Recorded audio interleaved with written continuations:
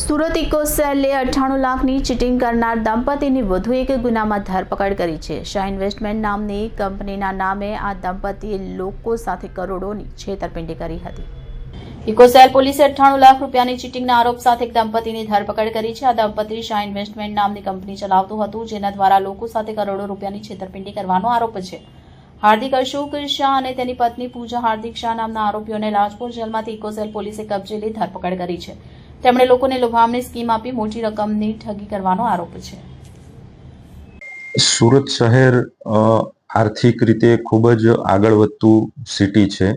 સુરત શહેરની અંદર હીરા ઉદ્યોગ છે, કાપડ ઉદ્યોગ છે અને અલગ અલગ જમીનોની અંદર પણ લેતી દેતી વેચાણ થતા હોય છે, જેની અંદર કોઈ પણ પ્રકારનું ફ્રોડ ન થાય એના માટે સુરત શહેરની અંદર ઇકોનોમિક ઓફેન્સ વિંગ ખોલવામાં આવેલ હતું, જેમાં આવા પ્રકારના ફ્રોડ કરનાર ઈસમો વિરુદ્ધ કડકમાં કડક કાર્યવાહી થાય, જેના માટે પોલીસ કમિશનર શ્રી અનુપમસિંહ ગેહલોત સાહેબ, અમારા joint commissioner Shri, DCP Shri તમામ દ્વારા સૂચના આપવામાં આવેલી છે કે આવા પ્રકારના કોઈ પણ પ્રકારના ફ્રોડ થાય તો તેમની વિરુદ્ધમાં તાત્કાલિક પગલાં લેવામાં આવે અને તેમને જેલ હવાલે કરવામાં આવે।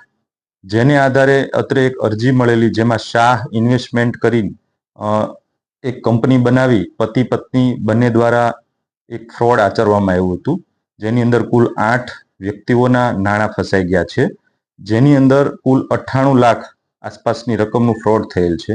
અગાઉ પણ આ દંપતી વિરુદ્ધ ગુનાઓ દાખલ થયેલા છે, જે લાજપોર જેલની અંદર હોય, જેમના કોર્ટના હુકમના આધારે કબજો મેળવી એરેસ્ટ કરવામાં આવેલા છે અને આગળની કાર્યવાહી શરૂ છે।